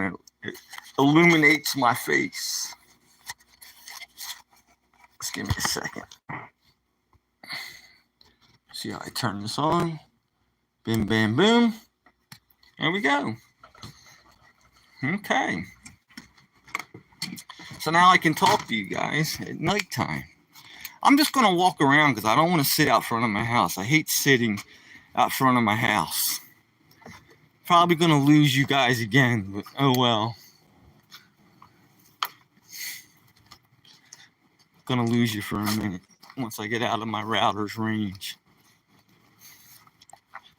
So I told you about the One River story. You Google my name, Richard Agazzino, and the Lehigh River at the same time. Google that, and you'll get that story about how these people drowned and how I tried to save them. And that story will come up. And I told you a story about how the boxcar derailed and dropped a million Kmart baggies into the river. That's another true story. All right? I got another going for you. Us whitewater enthusiasts, we love heavy rain. Heavy rain means rough rapids. People who like whitewater. I got a bug down my shirt. And I lost you again. That's because my Wi-Fi router disconnected. I hope you guys are back. My phone is a little messed up, so I can't. Good, that's why I try something still laugh out loud. All right, dude. I'm telling you my stories, so I hope you guys enjoy this. I'm going to tell you another river story. This ain't easy, man, with this bright light in my face. I'm going to try. So, here's another river story for you all. So it rained Wednesday, Thursday, and half of Friday. And I planned to go down the river on a Saturday.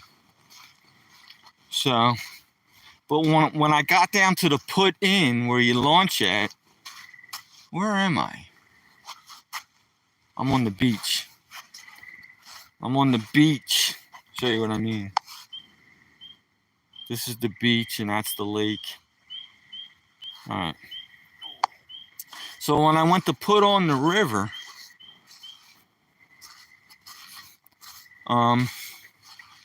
it wasn't running. It was like it was hardly running at all.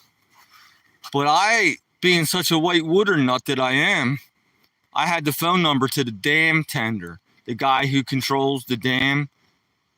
Nobody else had that guy's number, but good old Richard had it.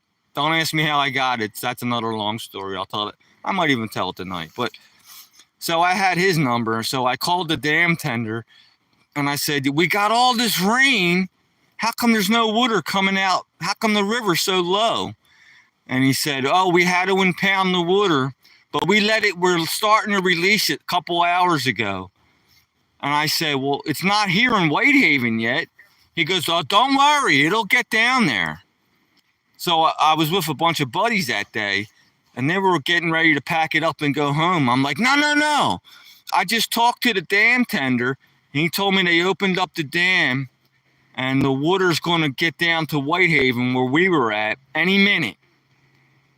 And they didn't believe me. They didn't think I had the connection, but I did. I had a connection. I was able to talk to the dam tender, and sure enough, like a half hour later, a wall of water came down where it's a good thing we were paying attention because we were sitting right by the riverbank. And if we weren't paying attention, we could have got like maybe flushed down. It wasn't that bad. Because you could hear it coming and everything. It was pretty amazing. Jonathan says he's sorry his phone's messed up. You're still with me. And then, so that's another river story. Okay, and then, hey, Bus, get it. You've been there the whole time, Shady. Did you see the rockets, bro? You see the rockets I made? I actually set a couple off tonight, and Siobhan told me that I got them on video. So it actually got it this time. Cool. I'm glad you got it, man. Oh, I'm so happy. For once, I actually got this. I'm so happy. So I'm telling river stories, so you're with me the whole time. And that's what happened, man. The wall of water came down the river and we ran it and it was great. It was up high. It went from like 200 CFS, that's cubic feet per second, CFS, cubic feet per second. It went from 200 CFS to like 5,000 CFS in 5 minutes. So you went from a trickle to flood stage in 5 minutes. That's another river story. Okay, now I have another river story for you. We had another rainstorm one time, and the river was low again, but this time the dam was what they call flood control. And what that means is they impound all the water because they don't want all the towns downstream to suffer bad floods. So they were cutting back the flow big time. So where we launch at, where we put in at, it was super low. You couldn't even paddle it. But it had rained so heavy that weekend that as soon as we passed the first creek, it jacked the river up like 500 CFS. Then as soon as we passed the second creek, then it jacked it up another 1,000 CFS. So at the put-in, there was like 100 CFS coming out of the dam. You couldn't even float a popsicle stick down that river. But by the time we got to takeout, it was running 17,000 CFS. There were like dead cows floating next to me. I was like, they were probably like on some farm and got too close to the river and fell in and drowned. And I'm paddling next to dead cows. Yeah. That's another river story for you. One time the river was so flooded, sewer started backing up. I got Giardia. There's another river story for you. I caught Giardia off the river. You know what Giardia is? It's a living organism inside your intestinal system. Oh, you talk about, you don't want to know how bad that was, man. I'd had one little tiny fart. It stunk up the whole room. These creatures were living in my body. I had caught Giardia. Thank God antibiotics took care of that. I was sick for 2 weeks before I sought help. I had diarrhea for 2 weeks. I was dehydrated. I thought I was dying. When I finally went to the hospital, they did tests and found out I had Giardia. So there's another river story for you. Want to hear another river story? Another time it was so flooded. This was just a plain old flood. Me and a bunch of friends went down the river. What normally takes 4 hours to get down that river took about a half hour, 45 minutes. The river was so flooded, we ran the whole 9 miles in 45 minutes. It was over so quick, we went back and did it again. We ran the river twice in one day. That's impossible. That is impossible unless that river's flooded. That's impossible. And I did it. So this is how much I'm into my whitewater, you guys. I love it. I've been doing it probably since I was like 20 years old, and I'm 64 now. So that's 44 years of whitewater paddle experience. And I still suck at paddling. I'm not that good at it. There's these young kids that are great. I have a great roll. I can roll up on both sides. I could even do a hands roll. Some people go through their whole kayaking career and never know how to roll. That's when you right yourself. If you flip upside down and your head's banging off the rocks, you right yourself. That's called an Eskimo roll. And most people only learn it on one side. I have a bomb-proof roll on both sides. I can roll without a paddle. I can roll with my hands. I seen a girl one time not even use her hands and roll up. She had such good hip snap. That's part of learning how to Eskimo roll. You got to have a good hip snap. This girl had such good hip snap that she could ride her kayak without even her hands. I would marry her in a second. She wasn't even good looking, and I'd marry that girl because I love kayaking so much. She don't have to be good looking, and because she's such a great kayaker, I'd marry her. My wife's probably watching this, and she's gonna go in there and cut my nuts off when I go in there home. But I'm only kidding, hun. All right, I married you. All right, so and yeah, I got stories out the gazoo. I used to drive out to South Carolina, me and my paddle buddy, and this is before they had a GPS. No such thing as GPS back then. We had to break out maps and just look at rivers on maps and try to find our way that way. We're driving through cornfields at 2 o'clock in the morning in the middle of nowhere, not even knowing where we're going. I'm waiting for like Bigfoot to come out and flying saucers to swoop me away. And then we finally found the river, and that was cool in South Carolina, Tennessee, North Carolina, Georgia, all them rivers.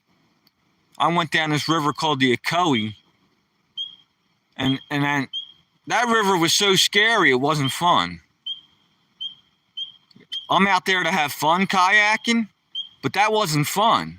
I was scared to death the whole time. I almost threw up. I was looking at the rapids and I'm saying, I'm not going to make this. I'm looking at the rapids. I'm telling my friend Jim. I'm like, dude, I'm going to die. I'm not going to make it halfway down. But when you're young, you do stuff. You do it anyway. Do you want me to help you? Jonathan, I would love a paddle partner, man, because there's nobody out there that has the balls to go down these wild rivers with me. And I joined a canoe club once. I got thrown out of a canoe club. You want to know why, Jonathan? Because I did a blast right before I got on the river, and the guide approached me and smelt the air. And he goes, "You can't paddle with me." I'm like, "Why not?" He's like, "I can smell it in the air. You got to have your wits about you." I'm like, "Dude, I just take a toke. That's how I function. I'm not impaired. I feel better. I'm not impaired." But he wouldn't let me paddle with him. I got thrown out of the canoe club. Who the hell gets thrown out of a canoe club? Richard Agazzino gets thrown out of a canoe club. Right? That's another story for you. So you know what I did? I bought this house here next to the Lehigh River. And if I ever see that jerk off again, he can't paddle with me. What do you think of them apples, John? I'll tell him to go fly a kite, go pound sand. He can't paddle with me.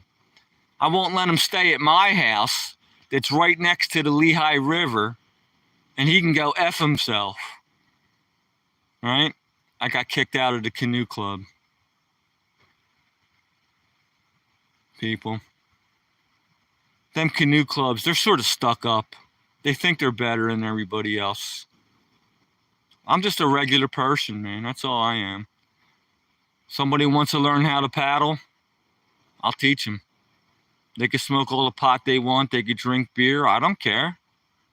If they want to kill themselves, that's up to them. But I'm not going to hold it against them. Like the Philadelphia Canoe Club did to me. They kicked me out of the canoe club. And I already paid my fees and all. Tell me about it, Bus. Get it? That's like getting thrown out of the Boy Scouts. That's like getting thrown out of Sunday school. I got kicked out of the canoe club. Ah, people, with their attitudes. I'll teach you, John. First, you start out on calm water, like a lake. You get familiar with that. And then you graduate to like a slight current. You get familiar with that. And then you run like class 1 water. You get good with that, and you work your way up the ladder till you can run class 3 water like Richard. I don't want to run class 4 or class 5 water. I've run class 4 water before in my life, and it wasn't fun. It was too scary. I'm out there to have fun, not to be scared, not to be ready to throw up. There's a saying. There's these river features called a hole, a hydraulic, and people can get stuck in these hydraulics, and they can really toss you around if you're not good. And there's a saying that goes, the time you spend staring at that hydraulic is equivalent to the time that you will spend being trashed in it. And it's kind of true. You sit there looking at that hole for like 5 minutes thinking, should I go to the right or left, or should I try to punch through it? Maybe I should surf it and get out on the right side. And you sit there for 5 minutes debating on how you're going to get through that hole. And that's how long you get trashed in the hole, for 5 minutes. That's a true saying. But I'll teach you, dude. It doesn't cost that much. You can get a used boat for like $200, a nice one, last you the rest of your life. You get a cheap paddle for $50. You get a used spray skirt, helmet, and life jacket for like $300. You're good for the rest of your life. But you're going to want it, once you start kayaking and you get good at it, you're going to want to get good equipment. But for like $300, you can start. You can start out with that stuff, man. I got my kayak for like $200. I have a good paddle. That's a $500 paddle, and all my equipment's good. But if you're just beginning, you don't have to start off with the best stuff. You can get these. You can get the, see if you like it, and if you like it, then you get the good equipment. But yeah, man, I'm really looking forward to this whitewater season. Big time. Umpire Chris, man. That's my man, Umpire Chris. He let me play guitar in his band. Chris was nice enough to let me play guitar in his band. And that's when all the girls used to chase us around, and I had hair down in my ass. And we would go play clubs and stuff. Hey, Chris, what's up, bro, man? I saw a couple of your latest videos. Are really good, man. The way you teach them drums, you're doing a good job, man. Anybody that wants to learn how to play drums, watch Chris, man. He shows you step by step. From the very beginning, he breaks it down real simple. And then if you want to get real complicated, then you watch some of his more sophisticated stuff. But Chris is a good teacher.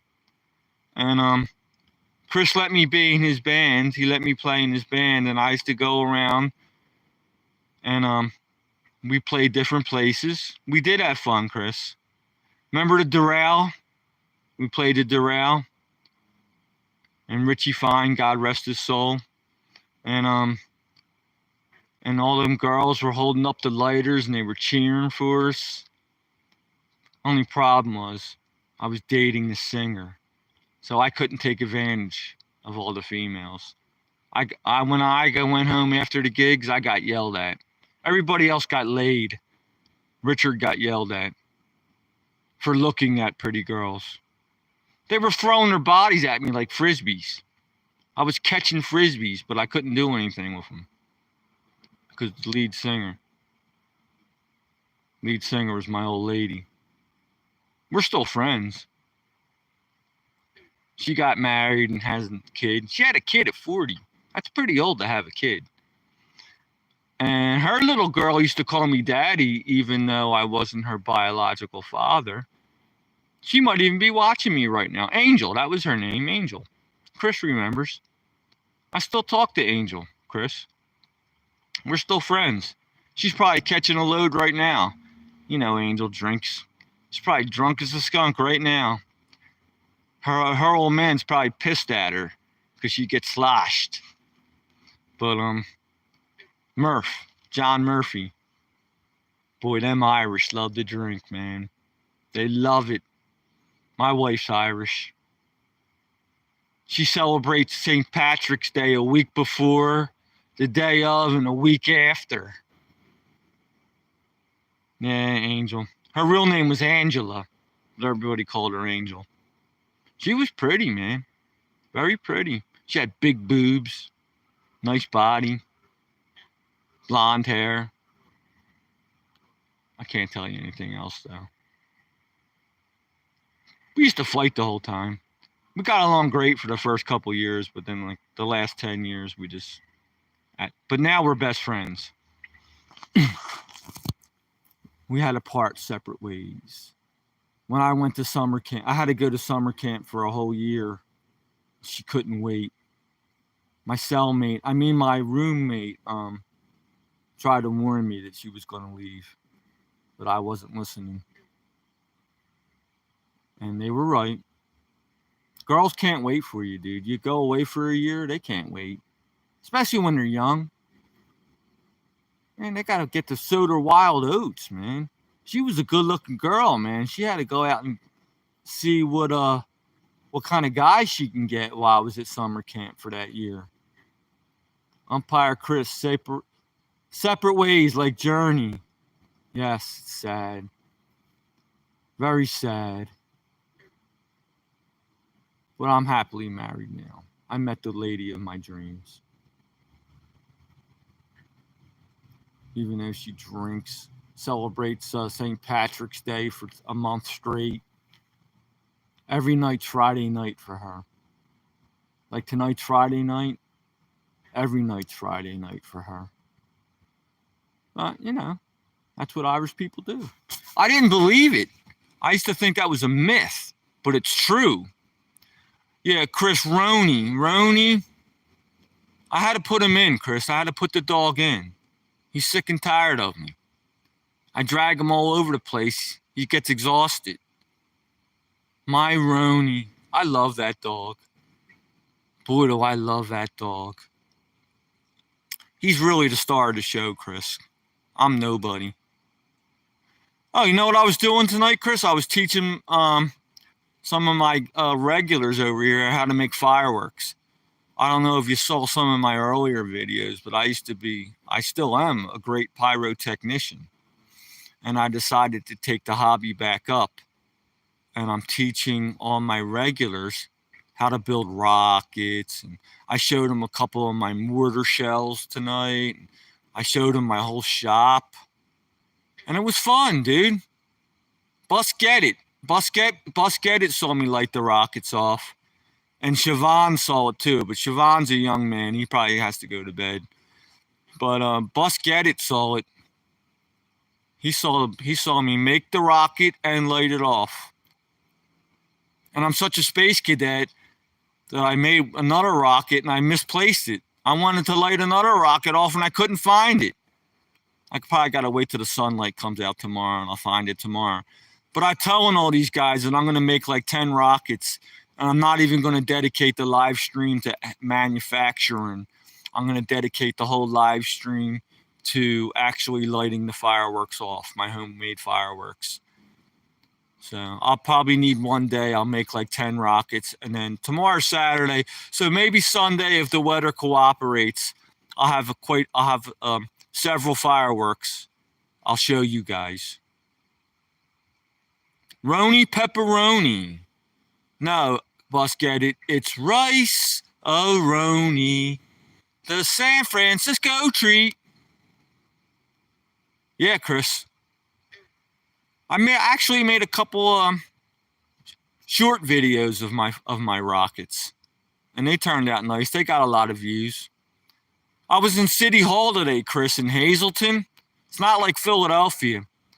In Philadelphia, when you go to City Hall, you got to wait an hour just to go through the metal detector.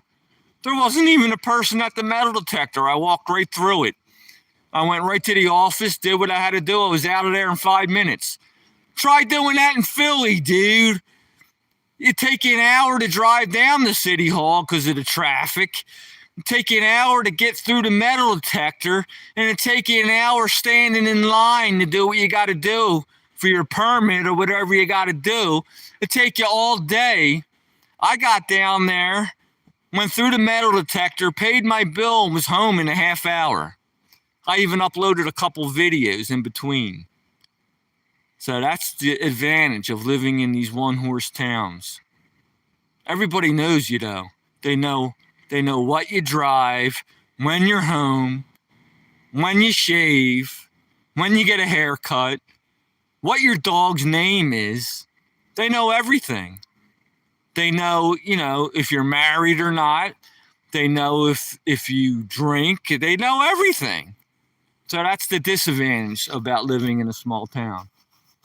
Luckily for me that I get along with everybody, and I'm cool with everybody. I cheat. I ask their names and I make pretend I really learn them, but I really write them down or I say it into my phone and I study them. So the next time I see them, I remember their name, and they love that. So when I walk through Whitehaven, where I live, I know everybody in the supermarket. I know everybody at the liquor store. I know everybody at the beer distributor. I know everybody at the laundromat. I know everybody at the food market. I know everybody at the bakery. I know everybody at the hardware store. And they know me. They know my dog. They know me. So that's what it's like living in one of these one-horse towns, Chris. It ain't like Philadelphia where you're just a number. You could blend in. There's no blending in around here. You blend out if you don't blend in. There's Chris with his snare drum. Chris is the best drummer I've ever seen. The dude's got so much talent. You wouldn't believe the triplets he can play. I don't know if you know what triplets are. That's one of the hardest things to do on a drum.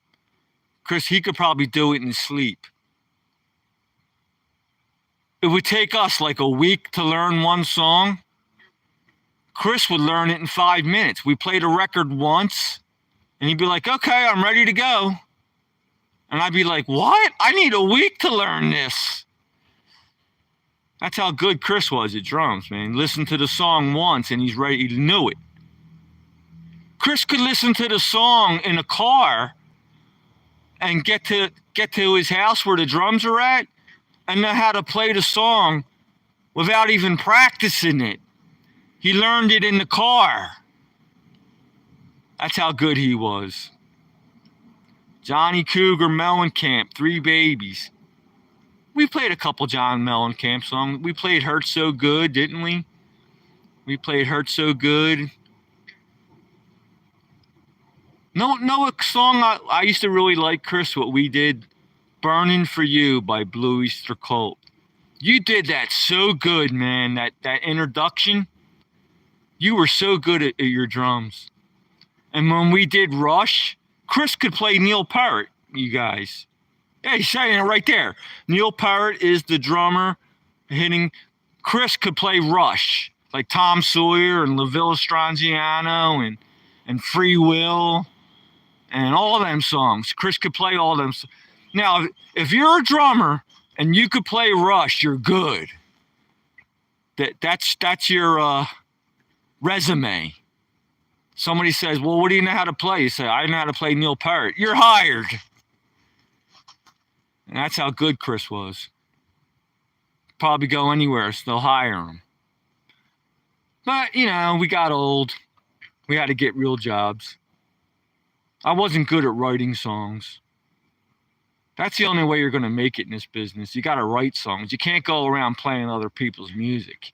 You got to write songs. Yeah, Chris is a professional umpire, you guys. I seen him out there with Danny Ozart and Larry Boa from the Philadelphia Phillies. Get me an autograph, dude, would you? I want Larry Boa's autograph. Can you do that for me? So, Bus Get It, what's up with you? I love you guys, man. I hear something in the woods. I don't have my dog with me. I just heard it again. Oh boy. The black bear are out of their hibernation now. I'm sorry, Jonathan says. Don't want you to be mad at me. Dude, I'm not mad at you. I'm not mad at you, John. I'm not mad at you. You got to stop thinking that. I'm never mad at anybody, especially you. I'm not mad at you. Let's get it. Chilling, man. Yeah. I'm chilling. I've been live streaming 2 hours now. I'm surprised my phone ain't dead. Speaking of which, I think Richard's got to go to bed. I think Richard needs to go to bed. I'm getting tired. But tomorrow, Saturday, it's supposed to rain though. If it doesn't rain, I'll live stream sometime between 12 and 1. I'll take Roni out. Karen Carpenter's. I used to love Karen Carpenter. She died of anorexia. I used to love. She was a drummer. That's right. Karen Carpenter was a drummer. That's right, Chris. Karen Carpenter was. You tried wrong, John. You did everything right as far as I'm concerned, Jonathan. You didn't do anything wrong. Yeah, Karen Carpenter was a drummer. We've only just begun. How about I'm on the top of the world looking down on creation, and the only explanation I can find. Top of the world, Karen Carpenter. How about I like to teach the world to sing perfect time. That's Karen Carpenter. They had a lot. The Carpenters were great. It's a shame she died, man. She died of anorexia. She starved herself to death. I do that accidentally, but not on purpose. I do it because I'm flat broke. And I'm poor. I'm starving. But Karen Carpenter did it on purpose. I'm live streaming with this $50 phone. Does a pretty good job, though, $50 phone. It's all gummed up. Well, listen, Richard's got to go. I love you guys, man. And John, I'm not mad at you, dude. Don't think I'm mad at you. Did you send me an email to say something wrong? Because everything I read was cool. I know you like to curse a little, but it's private. It's just between us. I'm cool with you, bro. I'm totally cool with you, John. I'm not mad at you, dude. Anna CIA, my fat friend. Anna Rec. Anna RECCIA. Anna Risha, my fat friend. Is that another Carpenter song or something? You're welcome, John. I'm not mad at you, dude. Never think that. I never get mad. I never get mad at anybody. I'm not even mad at the dude that ran off with my old lady. I was mad at first, but I'm not even mad at him anymore. I wish him the best. I hope them two have a great time. I hope they have lots of kids and they have a great life. I'm not even mad at him. I'm still kind of pissed at her, though. But I forgive you, too, if you're out there. You know what I told her? I was so pissed at her. I said, I hope you die of C cancer, vagina cancer. Right to her face. I said, I hope you die of C cancer. I couldn't even believe I said that to her. Boy, I was really pissed. But I forgive her now. That's horrible, man. I can't believe I said that. I wish you die. Oh, boy. But, what are you going to do? Anyway, Indiana wants me, but I can go back there. Well, listen, you guys, Richard's going to hang up. I love you guys, man. I love you, I love you, I love you.